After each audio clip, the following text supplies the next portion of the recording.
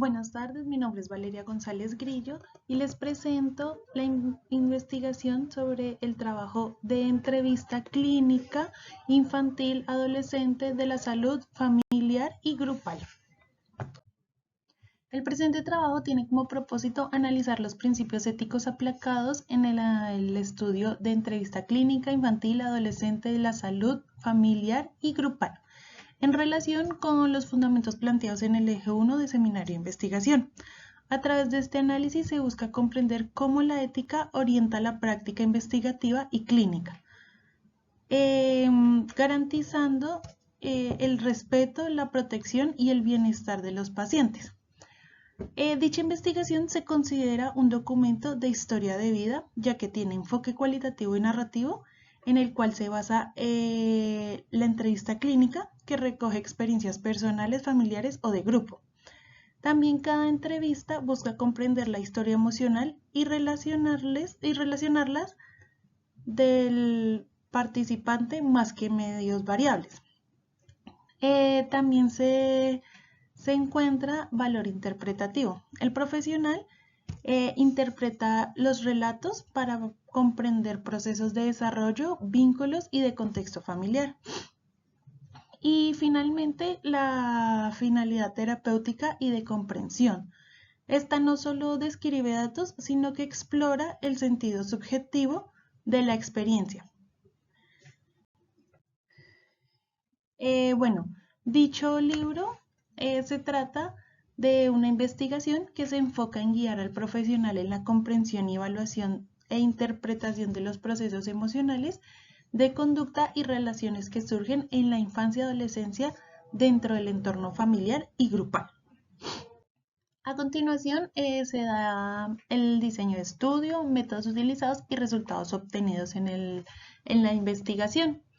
El diseño de estudio que se identificó en la investigación fue cualitativo, descriptivo y clínico. Este diseño se enfoca en comprender en profundidad los procesos de interacción, comunicación y expresión emocional que surgen durante la entrevista clínica con los niños, los adolescentes y sus familias.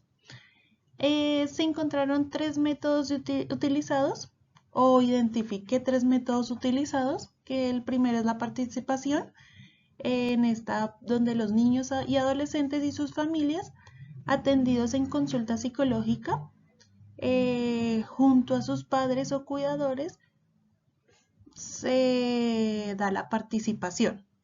La segunda fue la técnica e instrumentos. En la técnica o los instrumentos que se utilizaron en dichas entrevistas fue la entrevista clínica semiestructurada, observación del participante, estudios de caso clínico y análisis de contenido. Y los resultados que encontré más importantes en dicha investigación fue la importancia del análisis terapéutico, la confianza y la empatía del terapeuta, ya que son esenciales para la investigación. Segundo, el lenguaje simbólico y el juego, que son herramientas claves para acceder al mundo interno infantil. El tercero fue la comunicación familiar, que se identificaron patrones recurrentes de comunicación disfuncional. Factores de protección. Se encontró la cohesión familiar, la escucha activa y la expresión afectiva fácilmente con las familias, los adolescentes y los niños. Y por último, la aplicación clínica, la cual permite mejorar los protocolos de intervención familiar y grupal. En los principios éticos identificados y cómo se aplican en el estudio fueron los siguientes. En el principio de autonomía, entendemos que el contexto clínico infantil se aborda desde forma relacional, ya que los menores dependen de sus padres o de sus tutores para otorgar consentimiento.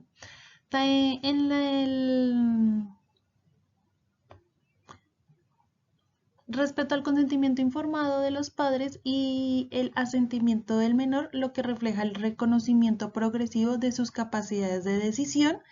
Y también el terapeuta promueve la escucha activa del niño o del adolescente. En el principio de beneficencia, se aplica de la siguiente manera. Uno, el objetivo de la entrevista clínica se comprende y alivia el malestar psicológico de los niños o adolescentes o sus familias. También el diseño descriptivo y cualitativo que se centra en producir conocimiento útil para la práctica terapéutica. Y otro puede ser la búsqueda de cómo fortalecer los factores protectores familiares y personales. Tanto en el principio de justicia se aplica en el estudio de la forma que incluyen a los niños y adolescentes de diversos contextos familiares y sociales sin discriminación. También se promueve la equidad en la atención al considerar la perspectiva del niño o de los padres en el entorno familiar. Y también otro fue que el conocimiento de esto busca beneficiar a las comunidades profesionales y a las familiares. Y en el principio de no maleficencia se identifica que los autores o los psicólogos garantizan confidencialidad, anonimato y respeto por los datos clínicos obtenidos. Las entrevistas se desarrollaron en un entorno terapéutico seguro para los menores y no se evidencia el uso de información que puede identificar o perjudicar a los pacientes. Bueno, continuando, encontramos posibles conflictos de intereses y si el documento fue aprobado por un comité ético. Respecto a los conflictos de intereses, encontré interés profesional o comercial. Pues, más que todo dirigido al libro, que podría servir también como material de promoción o capacitación para programas de formación. Sin embargo, esto no valida su valor académico, pero sí introduce un posible interés económico asociado a la publicación del libro. Otro posible conflicto de interés que se identificó fue la falta de revisión externa. No se menciona la participación ni revisión independiente de profesionales académicos, lo cual limita la transparencia y la objetividad científica de este texto. Respecto a la revisión de un comité ético, no hay evidencia explícita de que el estudio o los casos clínicos presentados hayan sido evaluados o aprobados por un comité ético institucional. Sin embargo, se observan indicios indirectos de riesgo ético, como es la protección de la identidad de los pacientes. Entonces, pues en los casos clínicos se presentan de forma anónima o con datos modificados. También se encontró enfoque terapéutico y no experimental. Las observaciones provienen de la práctica clínica habitual y no de ensayos controlados ni intervenidos experimentalmente. Y por último, el cumplimiento implícito del código deontológico. Pues, según el estilo del libro, sus fundamentos teóricos se refleja alineación con los principios éticos de la psicología clínica. Bueno, la lectura de este libro se encuentran algunos riesgos y beneficios asociados con la participación del sujeto de estudio. Todos los riesgos que se encontraron o que pude identificar en el libro fueron riesgo emocional o psicológico. Entonces, durante las entrevistas, los niños o los adolescentes pueden revivir situaciones de dolor, lo que puede generar ansiedad o angustia momentánea para estos sujetos. También el riesgo de exposición o pérdida de confidencialidad. Existen riesgos de que la información personal revelada durante las entrevistas sea identificable o divulgada sin consentimiento. Y por último, el riesgo de sesgo interpretativo. Entonces, en este riesgo, la interpretación de la entrevista depende del criterio clínico del terapeuta y por lo que puede existir subjetividad o sesgo al analizar comparativos o dinámicas familiares. Los beneficios que se encontraron fue el beneficio terapéutico directo. En este, pues, los niños o adolescentes reciben atención psicológica y acompañamiento emocional. También las familias aprenden a mejorar la comunicación estableciendo límites y fortaleciendo vínculos afectivos. Y también se puede identificar tempranamente factores de riesgo psicológicos o sociales. Otro beneficio puede ser el beneficio social y académico. Esta investigación aporta modelos de entrevista y estrategias clínicas que benefician al profesional. También promueve una visión integral del desarrollo infantil y familiar. Y otro último beneficio que encontré fue el beneficio ético. Se forma el respeto por la voz del niño y sus participantes en procesos terapéuticos. También se fortalecen los valores de empatía y escucha activa y equidad dentro del contexto clínico.